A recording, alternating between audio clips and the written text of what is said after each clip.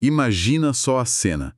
Você está no meio do nada mesmo, um deserto escaldante, sem comida, sem nenhuma perspectiva.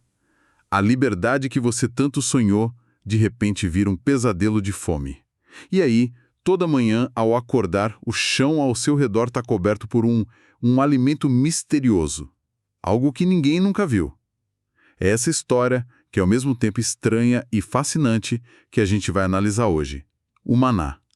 O lendário pão do céu, que, segundo a Bíblia, sustentou os israelitas por 40 anos. A nossa fonte aqui é uma análise bem detalhada do artigo Maná, o alimento milagroso dado por Deus no deserto. E a nossa missão é ir fundo nisso. Não é só recontar a história, mas tentar entender as explicações da ciência, o mistério de um artefato que se perdeu e, claro, o que esse alimento se tornou, simbolicamente. E para a gente entender a importância do maná, assim, o contexto, é tudo. O povo de Israel tinha acabado de fugir 400 anos de escravidão no Egito. A euforia da libertação, claro, durou pouco. Logo, eles se veem no meio do deserto e, bom, o estômago começa a roncar. O desespero chega ao ponto que eles vão até os líderes, Moisés e Arão, e dizem uma coisa, assim, inacreditável. Eles falam: quem dera a gente tivesse morrido no Egito. Lá, a gente sentava perto das panelas de carne e comia pão até não aguentar mais. Pensa nisso. Eles estavam romantizando a escravidão por causa da fome. Nossa, isso é muito forte. Trocar uma liberdade que é aterrorizante e incerta por uma escravidão que, pelo menos, era previsível e tinha comida na mesa. A fome deve ter sido o gatilho para um pânico coletivo, né? É nesse cenário de crise total que o maná aparece. Exatamente. O maná surge como uma resposta divina para essa necessidade física imediata. Mas como a gente vai ver, ele é muito mais do que isso. É também uma ferramenta pedagógica, sabe? Um teste diário de fé, de obediência, para um povo que precisava aprender a viver de um jeito completamente novo. E a descrição desse alimento parece coisa de outro mundo.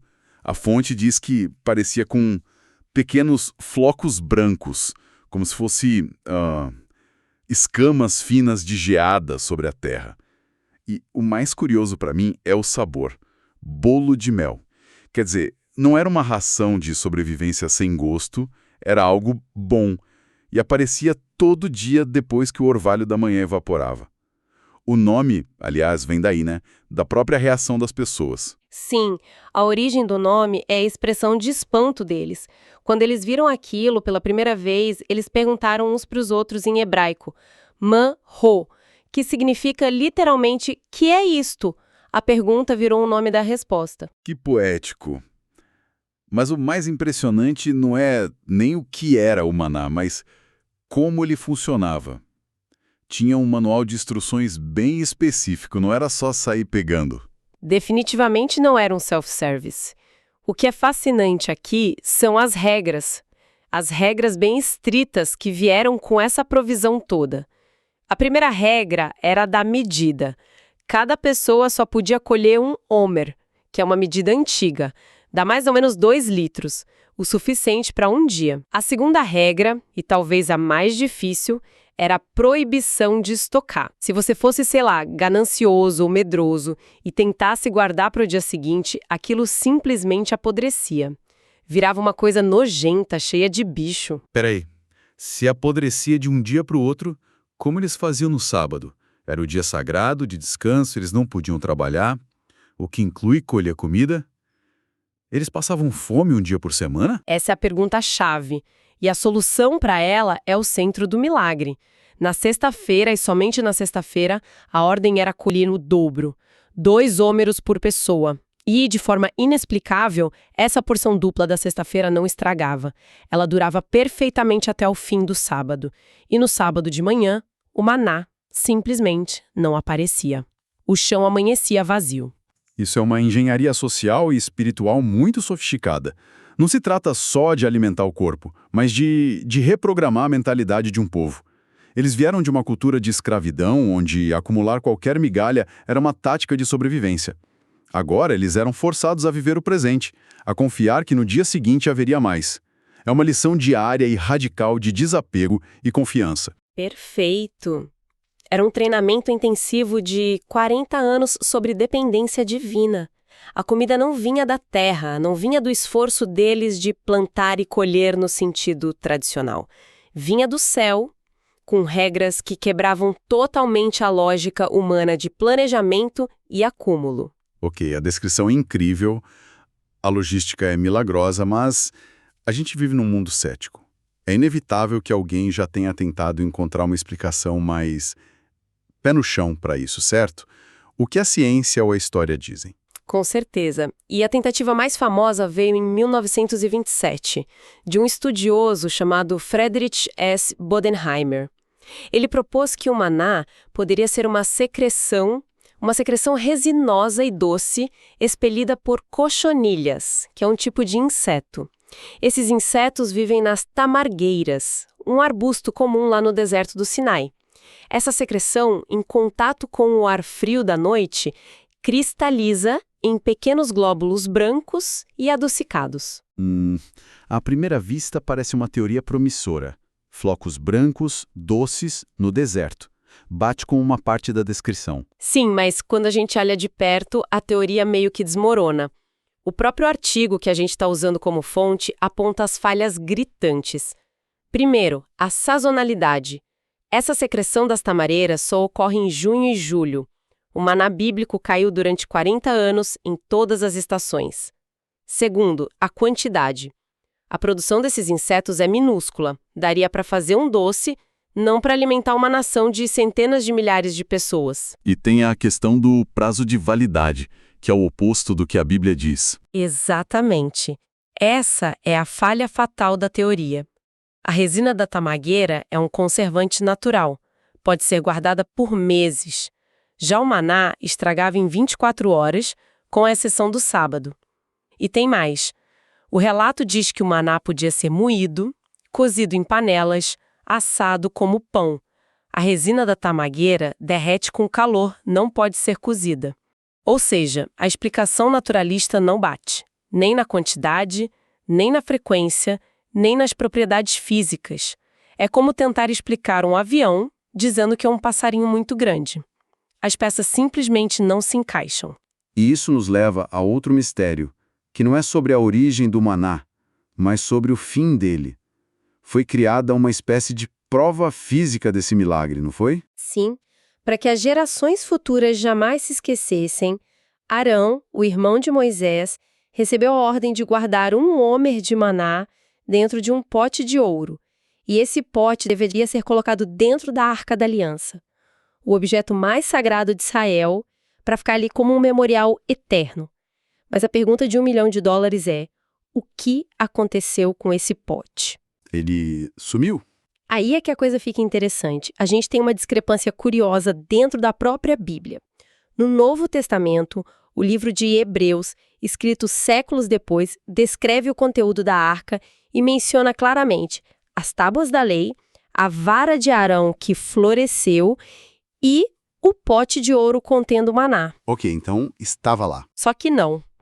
Se a gente volta no tempo, lá no Antigo Testamento, no primeiro livro de Reis, que descreve a arca na época do rei Salomão, centenas de anos antes do livro de Hebreus ser escrito, o texto é explícito. Na arca não havia nada, senão as 2 tábuas de pedra que Moisés ali pusera. O pote de maná e a vara de Arão já não estavam mais lá. Caramba, isso é uma reviravolta. Então, quando o autor de Hebreus escreve sobre o pote dentro da arca, ele não está descrevendo um fato histórico daquele momento, mas talvez se referindo a uma memória, uma tradição de como a arca deveria ser, em sua forma ideal e completa. Isso muda completamente a leitura do texto. As tradições rabínicas divergem, sabe? Algumas dizem que ele se perdeu logo na geração seguinte a Moisés, durante as batalhas caóticas pela conquista da terra. Outras sugerem que ele ficou lá até a época do profeta Jeremias, pouco antes da destruição do templo. O fato é que o memorial físico, feito para ser eterno, se perdeu no tempo. E talvez, essa perda tenha sido necessária para reforçar o verdadeiro significado do maná. Faz sentido. Se o objeto físico se perdeu e as explicações naturais não funcionam, Talvez a chave para entender o maná não esteja no que ele era, mas no que ele significa. E essa parece ser a direção que a história toma depois, né? É exatamente para aí que a narrativa caminha. A grande virada simbólica acontece no Novo Testamento. Evangelho de João, capítulo 6.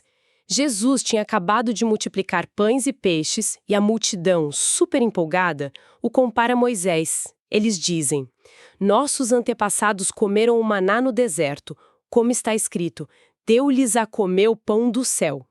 Eles estão basicamente desafiando Jesus a superar o milagre do maná. E a resposta dele é surpreendente. Ele não nega o milagre, mas ele o coloca em outra perspectiva. Ele faz um contraponto genial. Primeiro, ele corrige. Não foi Moisés quem vos deu o pão do céu, mas é meu Pai quem vos dá o verdadeiro pão do céu. Depois ele estabelece a diferença fundamental. O maná do deserto era um alimento físico, sustentava uma vida temporária. Nas palavras dele, seus antepassados comeram o maná e morreram. Era um pão para sobrevivência. E então ele faz a declaração bombástica: eu sou o pão da vida. Quem vem a mim não terá fome. Ou seja, ele está dizendo, vocês estão impressionados com o pão que seus ancestrais comeram, e no fim, morreram. Eu estou oferecendo algo que alimenta a alma, que sacia uma fome mais profunda e que leva à vida eterna. Ele pega um dos maiores símbolos da história e da sobrevivência de Israel e o ressignifica completamente. Ele se posiciona como o cumprimento, a versão final e definitiva daquele milagre no deserto. Se a gente conecta isso ao quadro geral, o maná deixa de ser apenas um evento histórico e se transforma numa poderosa metáfora. Ele é a prévia, o trailer de uma provisão divina muito maior que estava por vir. E essa ideia continua até o último livro da Bíblia. A fonte destaca uma promessa lá no livro de Apocalipse que diz ao vencedor: darei do maná escondido. Essa expressão, maná escondido, parece um eco direto daquela história do pote de ouro que foi guardado e depois perdido na arca. É a culminação de toda essa jornada simbólica. O maná escondido é a promessa da restauração daquela comunhão íntima, daquele sustento perfeito que era representado pelo pote dentro da arca. O que começou como pão físico para sobrevivência no deserto e depois se tornou um memorial perdido, é finalmente reapresentado no final da narrativa como o prêmio da vida eterna. O sustento espiritual pleno para aqueles que perseveram. A história fecha o ciclo de forma brilhante. Que jornada incrível! Então, recapitulando a nossa análise, nós saímos da descrição de um alimento misterioso no deserto, governado por regras que ensinavam confiança diária. Vimos como as tentativas de explicação naturalista, embora interessantes, não conseguem dar conta da complexidade do relato. Investigamos o mistério do pote de maná perdido, que nos mostrou como a memória e a tradição podem ser tão importantes quanto o artefato físico. E, por fim, vimos a transformação do maná num dos símbolos mais ricos da tradição judaico-cristã, uma metáfora da provisão de Deus que culmina na figura de Cristo como o verdadeiro pão da vida. Isso tudo nos deixa com uma reflexão final, né? A história do maná é sobre provisão e obediência, claro, mas ela também nos desafia a pensar sobre como a gente interpreta eventos que parecem desafiar a explicação. Quando uma narrativa insiste no seu caráter milagroso e as explicações naturais se mostram insuficientes, onde a gente traça a linha entre fé, história e metáfora. E, talvez o mais importante, o que o maná em nossas próprias vidas, aquelas provisões inesperadas, aquelas ajudas que parecem vir do nada nos momentos de maior desespero, pode nos ensinar sobre confiança hoje.